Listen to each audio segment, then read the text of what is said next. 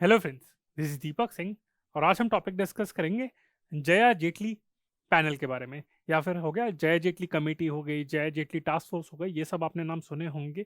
इस पैनल, इस कमेटी, इस टास्क फोर्स के बारे में हम क्यों डिस्कस कर रहे हैं? क्योंकि रिसेंटली यूनियन कैबिनेट ने डिसाइड करा है कि जो मिनिमम एज ऑफ मैरिज है वो औरतों की बढ़ा दी जाएगी टू 21 ईयर्स। तो ये आपने पढ़ा होगा, आदमियों की, मेन की तो जो मिनिमम एज है वो 21 ईयर्स है। औरतों की अभी एग्जिस्टिंग 18 ईयर्स है। पहले कभी 15 ईयर्स हुआ करती थी, फिर उसको बढ़ा के 18 ईयर्स करा गया है।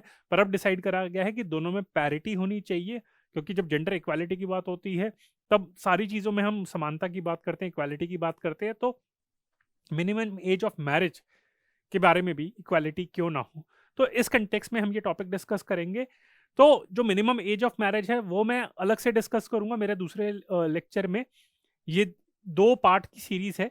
तो इसमें मैं जया जेटली पैनल के बारे में बता रहा हूँ, क्योंकि इस पैनल की रिकमेंडेशन पे ही ये यूनियन कैबिनेट ने डिसाइड करा है और अब इसके लिए अब एक बिल इंट्रोड्यूस करा जाएगा विंटर सेशन में या फिर अगले आने वाले बजट सेशन में। तो उसमें इंट्रोड्यूस करा जाएगा। तो लेकिन वो एक डिबेटेबल टॉपिक है, उसके लिए एनालिसिस अलग से चाहिए। ठीक है, क्योंकि क्या इम्प्लीकेशंस हैं, क्या रिलीजियस एस्पेक्ट है, क्या अभी जो आपके पर्सनल लॉज हैं वो क्या कहते हैं, फिर क्या बैकग्राउंड रहा है, इसमें डिबेट क्या है, क्यों इसके आर्ग्यूमेंट्स फेवर दिए जाते हैं। गवर्नमेंट कहती है चाइल्ड मैरिज को रोकना है, ठीक है, एजुकेशन, हायर एजुकेशन को प्रमोट करना है। पर इसके कुछ क्रिटिसिज्म भी कहा जाता है कि क्यों पर्सनल लेवल पे इंटरफेयर करा जा रहा है, जिसने करनी है वो तो करेगा ही शादी 18 साल के बाद। तो ये काफ़ी सारे डिबेट है, वो इसलिए मैं एक अलग से लेक्चर में करूंगा डिस्कस। अभी मैं जय जेटली पैनल के बारे में बात कर लेता हूँ और इसकी रिकमेंडेशंस के बारे में। ठीक है फ्रेंड्स, तो again I will be discussing in 3C approach, that is comprehensive, concise and contemporary. ये prelims as well as mains के लिए बहुत इंपॉर्टेंट है। इस साल के मेंस के लिए भी, 2021 का जो मेंस है उसके लिए तो है ही, साथ में अगले साल के प्रीलिम्स के लिए भी, और इनफैक्ट आने वाले हमेशा टाइम के लिए ये टॉपिक, ये कमेटी रिकमेंडेशन रही, मतलब इसकी जो रिकमेंडेशन है वो बहुत ज़्यादा इंपॉर्टेंट रहेगी। ठीक है, तो इस लेक्चर को पूरा आप याद कर लीजिएगा, समझ लीजिएगा, रट्टा मार लीजिएगा। तो लेट्स स्टार्ट द लेक्चर। जयबिटली जो पैनल है उसके बारे में, तो मैंने जैसे आपको बताया था कि यूनियन कैबिनेट ने रिसेंटली डिसाइड करा है to raise the legal age of marriage for women from 18 to 21 years. आदमियों के लिए ऑलरेडी, मेन के लिए 21 ईयर्स तो है ही।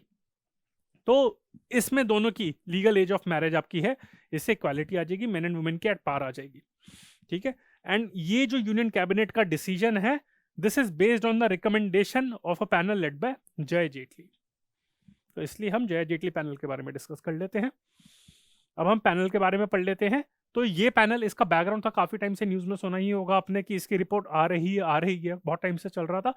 तो एक्चुअली क्या हुआ था, अगर हम इसका बैकग्राउंड देखें, तो यूनियन फाइनेंस मिनिस्टर ने इनफैक्ट अपनी बजट स्पीच में, जो 2020-2021 की जो बजट स्पीच थी 2020 का, अगर टू बी प्रिसाइज उसमें हम बात करें, उसमें पार्लियामेंट में कहा था उन्होंने that the women's age of marriage was increase from 15 years to 18 years in 1978 by amending the erstwhile Sharda act of 1929। तो इस बैकग्राउंड में भी उन्होंने कहा था it's time to revise this further. तो साथ में उन्होंने ये कहा था। तो आप देख सकते हैं कि 2020 का जो बजट था, जब का होता है फरवरी के टाइम पे अराउंड होता है, तो फरवरी 2020 के अराउंड में पार्लियामेंट में उन्होंने ये कहा था कि women's age of marriage was increase from 15 years to 18 years in 1978। तो ये ईयर 1978 प्रीलिम्स के लिए बहुत ज्यादा इंपॉर्टेंट है, and this was done by amending the erstwhile Sharda act of 1929। तो उसी बैकग्राउंड में, इस बैकग्राउंड में जून 2020 में ministry of women and child development, they can also ask which ministry has set up this. ठीक है, तो ये हो सकता है वो पूछ सकते हैं कि क्या सच में फाइनेंस मिनिस्ट्री ने कहा था, वो तो वैसे वेग लगेगा, नीति आयोग ने सेटअप करा है या फिर मिनिस्ट्री ऑफ सोशल जस्टिस ने करा है, किस मिनिस्ट्री ने करा या फिर किसी ऑर्गेनाइजेशन ने करा, एनसीडब्ल्यू ने। तो करेक्ट आंसर है इसका ministry of women and child development. ये कैन, इस पे क्वेश्चन पूछ सकते हैं वो प्रीलिम्स के पॉइंट ऑफ व्यू से। द कमेटी और द टास्क फोर्स और the panel was headed by former Samata party president Jaya Jaitly. तो समता पार्टी की जो प्रेसिडेंट थी जया जेटली जी, उन्होंने एक कमेटी हेड करी थी। एंड ऑल्सो इसके मेंबर्स कौन कौन से थे ऑन बोर्ड? नीति आयोग के जो मेंबर थे, हेल्थ के जो थे VK Paul, and secretaries of various ministries. तो जय जेटली ने पैनल हेड करा था। साथ में जो नीति आयोग के जो हेल्थ का जो डिपार्टमेंट देखते हैं, डॉक्टर वीके पॉल, वो भी इसके मेंबर थे। And apart from that secretaries of various ministries. But panel किसने हेड करा था? जय जेटली जी ने। इसकी मैंडेट क्या थी, बैकग्राउंड मैंने बता दिया, अभी जो करंट एस्पेक्ट है वो भी बता दिया मैंने आपको, और उसका ये भी बता दी कि कब इस्टेब्लिश करा गया था। अब इसकी मैंडेट क्या थी? इसकी काफ़ी सारी इसकी मैंडेट थी, मतलब इसकी टर्म्स ऑफ रेफरेंस क्या थी? बहुत सारी थी। तो पहली थी to examine the correlation of age of marriage and motherhood with various aspects, उसके बारे में आपको बताता हूं। तो age of marriage as well as motherhood की जो एज होती है, क्योंकि ऐसा नहीं है कि मदरहुड मैरिज से पहले भी हो सकती है, अगर कोई सिंगल पेरेंट है, या फिर कुछ अलग केसेस में भी होता है कि कुछ लोग प्रेगनेंसी के बाद मैरिज करते हैं, पर नॉर्मली यही है कि मैरिज आपकी जो एज है वो, उसके बाद मैरिज होने के बाद आपका बच्चा होता है। तो मतलब 1-2 साल का, 2-3 साल का अराउंड इतना गैप होता है। तो उसका बाकी सारे एस्पेक्ट्स इंडिकेटर्स से, जो डेमोग्राफिक एस्पेक्ट है, उससे क्या रिलेशन है। तो पहला हो गया the relation between age of marriage and motherhood with health aspect, that is health, medical wellbeing and nutritional status of mother, neonate, infant, child during pregnancy, birth and thereafter. तो health aspect में आपका मतलब as of marriage का या फिर as of motherhood का बाकी सारे एस्पेक्ट से कैसे रिलेशन है, कि मदर का एज वेल एज जो बच्चे होते हैं, जो इन्फेंट होता है, नियोनेट होता है, चाइल्ड होता है। तो प्रेगनेंसी के दौरान अगर फीटस की बात करें, फिर एकदम से प्रेगनेंसी होने के बाद जब बच्चा बर्थ होता है, और उसके बाद आने वाले कुछ साल भी, अगर 5 साल तक की बात करें, तो एज ऑफ मैरिज का इन सारे इंडिकेटर से क्या फर्क रहता है ब्रॉड टर्म में देखा जाए। देन ऑल्सो अगर स्टैटिस्टिकली देखें तो की एस्पेक्ट जो इंडिकेटर्स होते हैं हमारे IMR, यानी कि infant mortality rate, maternal mortality rate, total fertility rate, TFR के बारे में मैंने आपको बताया था कि TFR वैसे हमारा कंट्रोल में आ गया है काफ़ी हद तक। NFHS 5 जो नेशनल फैमिली हेल्थ सर्वे है, उसका लेक्चर हमारे यूट्यूब चैनल पे है, AQBias के यूट्यूब चैनल पे अवेलेबल है।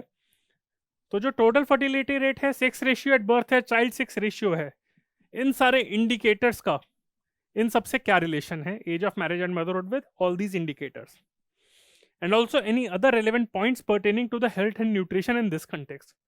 तो एक तो पहला इसका जो मैंडेट है वो ये है कि to look into the relationship between age of marriage and motherhood with आपका जो child as well as mother की हेल्थ बीइंग के।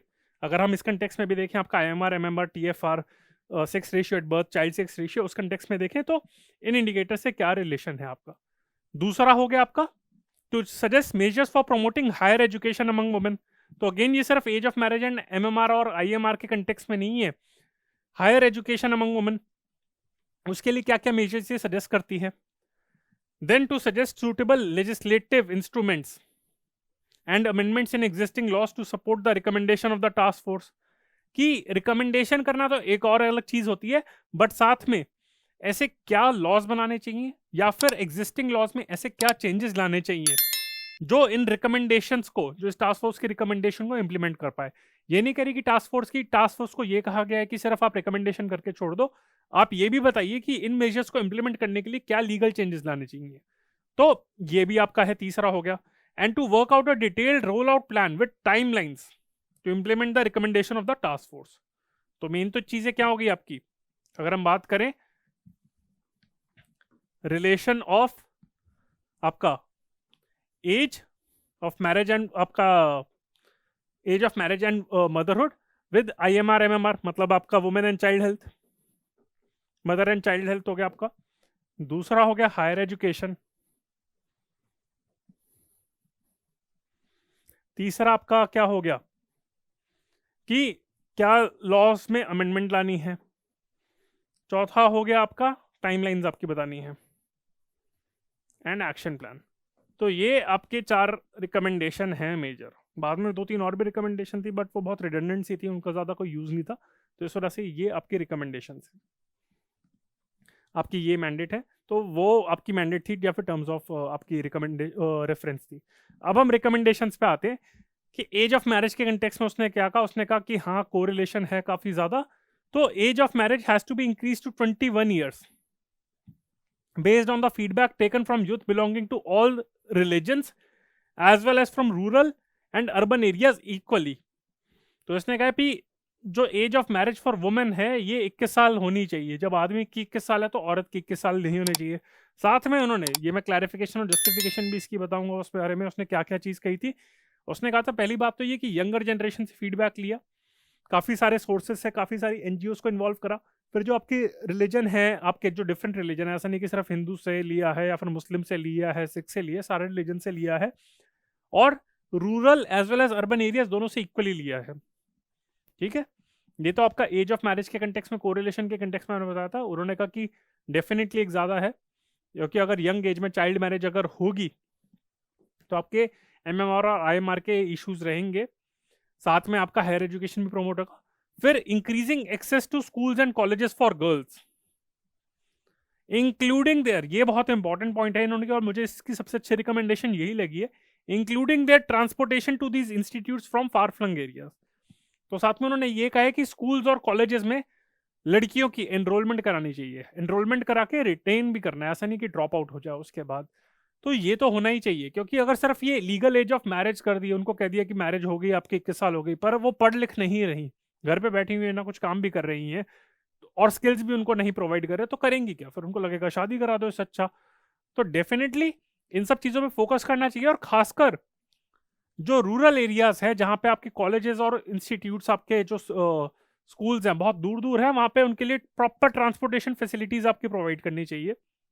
स्कूल्स में तो सैनिटेशन होनी चाहिए, साथ में ट्रांसपोर्टेशन फैसिलिटीज प्रोवाइड करनी चाहिए, ताकि ये ना हो कि स्कूल एक खोल दिया बाद में क्या बच्चे तो आ नहीं रहे। ट्रांसपोर्टेशन की सुविधा भी पूरी प्रोवाइड करनी चाहिए।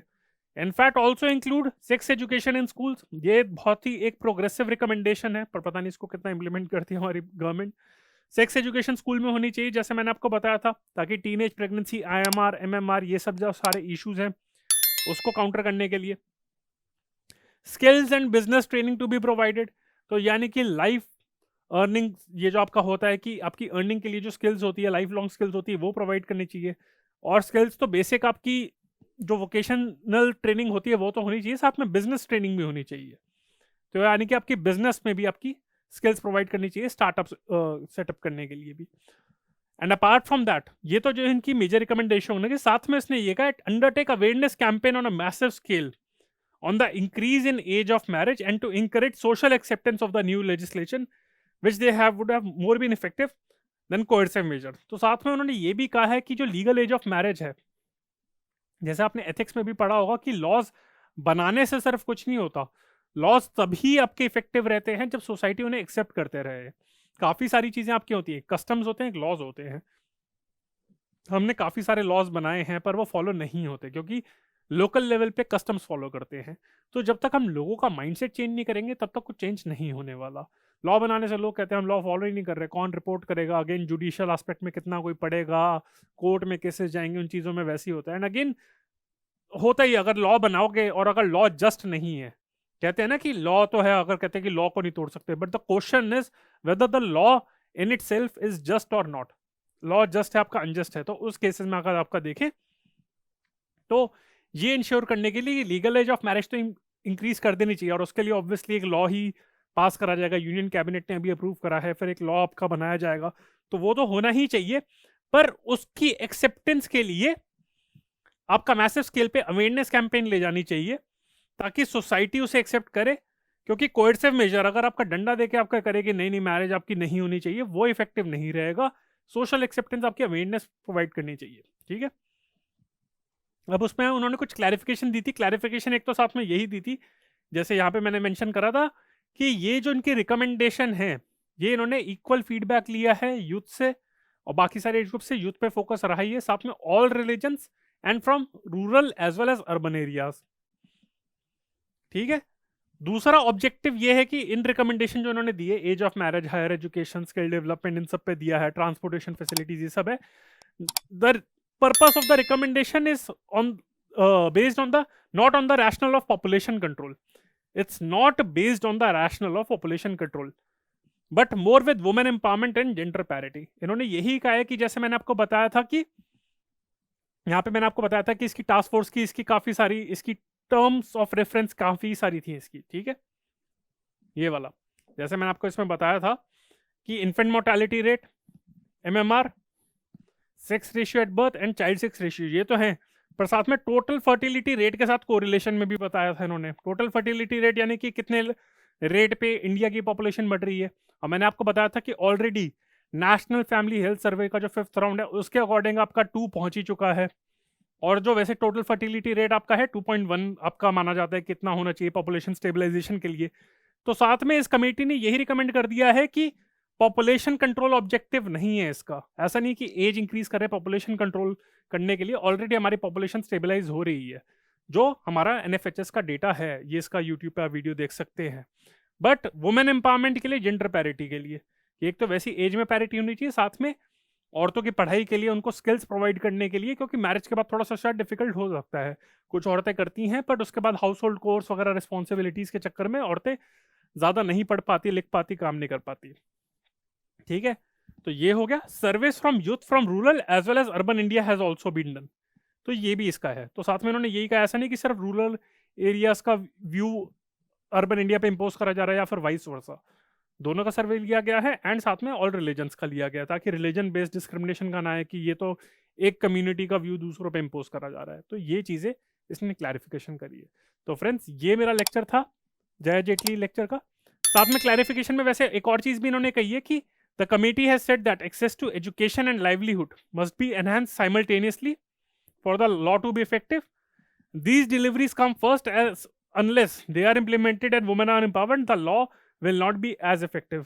जो साथ में एक और जो मेरा पॉइंट रह गया था, तो उसमें मैं यही कहना चाहता हूँ कि access to education and livelihood must be enhanced simultaneously. जो मैंने आपको कहा था कि सिर्फ एज 21 साल तक इंक्रीज करने से कुछ नहीं होने वाला। अगर वो इंक्रीज कर देंगे पर उसके बाद ना हम आपको एजुकेशन की, स्कूल की फैसिलिटीज नहीं प्रोवाइड करेंगे, उनको स्किल्स नहीं प्रोवाइड करेंगे इनकम अर्न करने के लिए, स्टार्टअप्स लॉन्च करने के लिए उनको स्किल्स अगर प्रोवाइड नहीं करेंगे, तो फिर तो लोग कहेंगे ना कि इससे अच्छा तो शादी करा दो। जैसे हमने कोरोना वायरस में देखा था कि मिड डे मील स्कीम चलती थी, स्कूल्स पूरे प्रोवाइड होते थे, राइट टू एजुकेशन इंप्लीमेंट होता था, इसके चक्कर में लड़कियां स्कूल जाती थी, कुछ सीखती भी थी, काम भी मतलब पढ़ती भी थी अपना, या फिर कुछ लड़कियां वहां से मतलब जॉब भी करती थी जो 18 ईयर्स ओल्ड थी। तो कोरोना वायरस के चक्कर में सब बंद हो गया, फिर वो लड़कियां घर पे रही, तो इस वजह से चाइल्ड मैरिज काफी इंक्रीज हुई है। ये एक और बैकग्राउंड है, मैंने मेंशन नहीं करा था पर ये भी काफी सत्य है। तो इस बैकग्राउंड में यही कहा जा रहा है कि school as well as skills, मतलब education as well as skills दोनों आपकी प्रोवाइड करनी चाहिए, तभी लॉ इफेक्टिव रहेगा। और दूसरा लॉ कब इफेक्टिव रहेगा? जब तक अवेयरनेस प्रोग्राम आपके प्रोवाइड करे जा रहे हैं नहीं। तो फ्रेंड्स, ये था मेरा lecture Jaya Jaitley committee, Jaya Jaitley task force या फिर जया जेटली पैनल के ऊपर।